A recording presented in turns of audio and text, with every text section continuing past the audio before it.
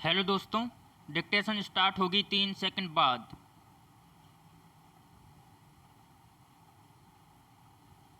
Start. अध्यक्ष जी, मैं भारतीय व्यावसायिक समुदाय से अनुरोध करता हूं कि वे देश की अर्थव्यवस्था के विकास के हित में विदेश व्यापार में वृद्धि में अधिकाधिक योगदान करें।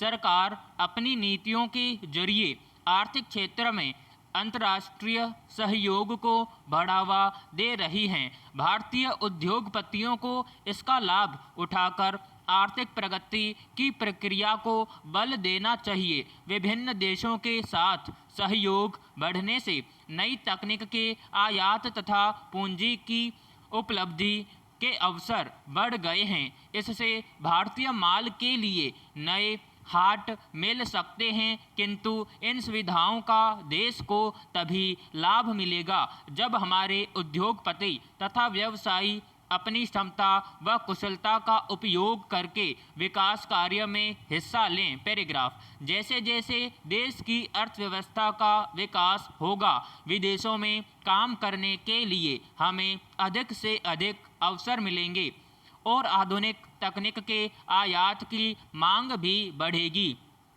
किंतु आयात की ज़रूरतों को निर्यात में पर्याप्त वृद्धि के जरिए ही पूरा किया जा सकेगा। सरकार को अपनी ओर से इसके लिए हर संभव प्रयास करने में पूरा सहयोग देना चाहिए। विदेशों में संयुक्त उद्यमों की स्थापना तथा उनके सही तौर से संचालन में भारतीय वाणिज्य व उद्योग महासंघ जैसे संगठन बहुत मदद दे सकते हैं। विदेशी वाणिज्यिक संगठनों से संपर्क तथा सहयोग बढ़ाने की भी जरूरत है। साथ ही भारतीय माल को विश्व बाजार में प्रतियोगी बनाने के लिए उपाय किए जाने चाहिए। पैराग्राफ। अंतर्राष्ट्रीय व्यापार में भारत का हिस्सा बढ़ाने के लिए सरकार तथा व्यवसायियों के बीच सहयोग बढ़ाना आवश्यक है। अगले 10 वर्षों में वार्षिक 5% की दर से आर्थिक प्रगति के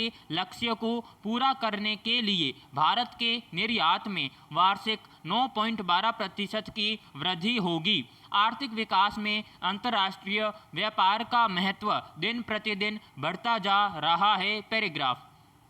माननीय सदस्यों, आज भारत की एकता सर्वोपरि है। सभी राजनीतिक नेताओं तथा सभी नागरिकों से मेरी अपील है कि वे प्रजातांत्रिक संस्थाओं का सुचारू रूप से संचालन करें और राष्ट्रीय सामंजस्य के लिए एकजुट होकर कार्य करें। सब लोगों को अपने कर्तव्य का निष्ठा से निर्वाह करना चाहिए।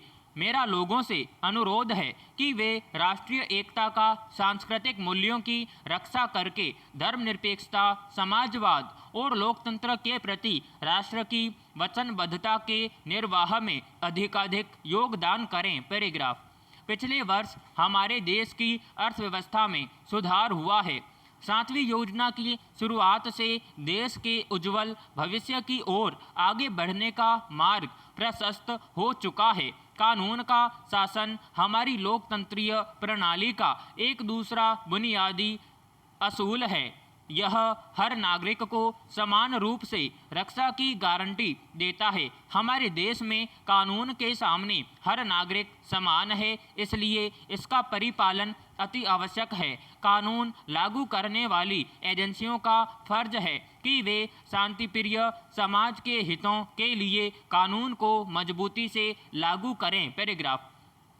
हमारा गणतंत्र सहनशीलता और एक दूसरे के प्रति सम्मान पर आधारित है। यह हमारी लोकतंत्रीय प्रणाली की मुख्य विशेषता है। लोकतंत्र विभिन्न शक्तियों में तालमेल रखता है और समाज को एक समान लक्ष्य की ओर ले जाता है। राजनीतिक मतभेदों को दुश्मनी का रूप नहीं लेना चाहिए। जनता के अधिक से अधिक कल्याण के लिए बेहतर से बेहतर कार्यक्रम तैयार करने में राजनीतिक दलों को एक दूसरे से बढ़ चढ़कर कोशिश करनी चाहिए।